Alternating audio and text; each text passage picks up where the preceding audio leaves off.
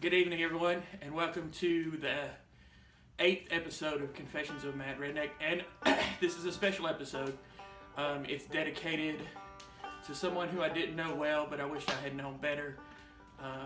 A defender of the Appalachian Mountains and the people, Carol Judy. And I'm dressed this way tonight to show my respects to her.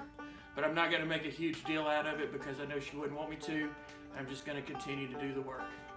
So, the question for tonight's Confessions of a Mad Redneck is, how are rednecks going to gain power? And by my analysis, there are only two ways that we can gain power. The first is racism. We can gain power by being racist. And this power isn't really any power that does us any good, but it is the power for us to hurt other people and to destroy other people's life. And I think many of us have chosen that power because we don't see any other way to gain power. But there is another way to gain power, and that way to gain power is solidarity. And this type of power is more difficult than racism. Racism is an easy and a quick choice. But solidarity is a more difficult choice. It entails building relationships with people who are different from you. It entails thinking of the future and thinking of well into the future to our children and our grandchildren.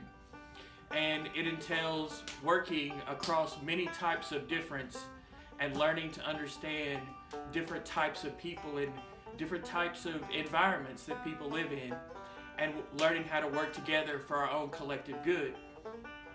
And rednecks are good at solidarity with other rednecks. Now we'll defend people like us to the death if necessary, and we have done so in the past.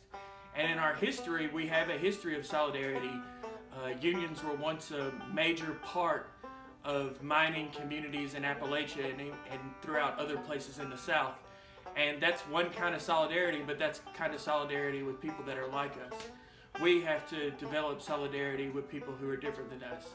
And there is one example of this from history. And it's the Young Patriots, who were a short-lived organization in Chicago, Illinois, of people who migrated from Appalachia after the Depression into Chicago looking for a better life. And they were poor and working class people. But they banded together and they worked with the Black Panthers and the Young Lords, and they became probably the greatest threat to the capitalist order, short-lived threat to the capitalist order that the United States ever saw. And some would argue that because of this Rainbow Coalition, Fred Hampton was murdered in Chicago. So, in conclusion, I would like to say, let's fight together with people who are like us in terms of what we need, but let's work to understand how we're all different and how we all look at the world differently and build solidarity based on difference. Thank you very much. I'm Zach Henson, Eastlake, Alabama, March 2017. Rest in power, Carol Judy.